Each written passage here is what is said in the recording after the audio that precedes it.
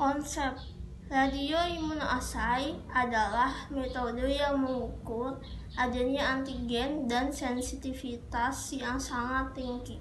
RIA adalah salah satu teknik imunoasai yang lebih baik dan lebih efektif. Untuk keuntungan RIA adalah sensitivitas yang lebih tinggi, deteksi sinyal mudah dan cepat. Untuk kelemahannya adalah resiko kesehatan dan keselamatan yang ditimbulkan oleh pengguna radiasi, waktu, dan biaya. Prinsip dasar pada metode RIA.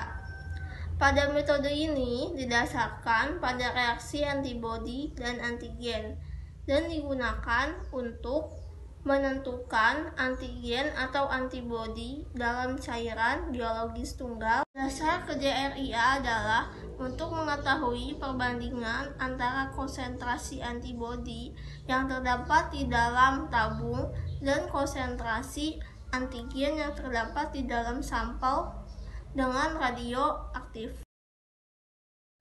Cara RIA yang pertama yaitu darah dipipet dimasukkan ke dalam tabung yang telah dilapisi lapisan progesteron dan diberi lapisan progesteron antibodi yang telah diberi label. Yang kedua, tambahkan 1 mili radioisotop progesteron lalu dikocok menggunakan Porter mixer. Kemudian tutup dengan plastik parafilm dan disimpan selama 24 jam dalam suhu kamar. Setelah disimpan, larutan radioisotop dibuang dalam botol khusus. Tabung dikeringkan dengan cara dibalik. Selanjutnya, progesteron dicacah dengan gamma quarter. Yang keempat, presentase pengikatan progesteron dalam sampel oleh progesteron antibodi spesifik dapat diketahui dengan cara membandingkan hasil cacahan pada tabung berlapis antibodi tanpa sampel. Oke, selanjutnya saya akan menjelaskan tentang kegunaan atau manfaat dalam pemeriksaan darah atau imunologi serologi dalam metode radioimunoasai.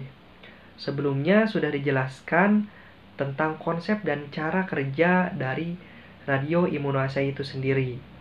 Radioimunoasai dapat digunakan sebagai alat pendeteksi dini kanker melalui sampel darah atau urin. Nah, aplikasi dari tes radioimunoasai ini salah satunya dapat mendiagnosa beberapa penyebab hipertensi dengan alat tes kadar hormon darah. Selanjutnya ada bahaya hepatitis timbul dari transfusi darah.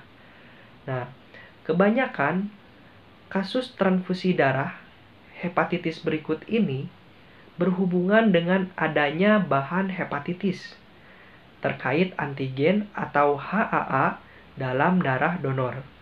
Zat ini dapat dideteksi secara akurat melalui radioimunoasai. Selanjutnya ada contoh penggunaan radioimunoasai. Dua contoh RIA sangat menarik saat ini. Yang pertama menyangkut bahaya hepatitis timbul dari transfusi darah. Penyelidikan telah menunjukkan bahwa kebanyakan kasus transfusi darah hepatitis ini berhubungan dengan adanya bahan hepatitis terkait antigen atau HAA dalam darah donor. Zat ini dapat dideteksi oleh RIA. Peraturan saat ini menentukan bahwa setiap unit darah untuk transfusi harus diperiksa oleh seorang atau teknik lain untuk kehadiran HAA. Meskipun teknik biokimia yang tersedia, RIA saat ini cara paling akurat dan ada tekanan yang meningkat, baik medis dan mediko-legal. Contoh lainnya adalah antigen carcinoembrio atau CA. Ini merupakan zat diuraikan oleh tubuh dalam jumlah menit ketika kanker usus berkembang. Sensitivitas indah dari RIA memungkinkan deteksi CA sering sebelum keganasan dapat dikonfirmasi oleh teknik lain.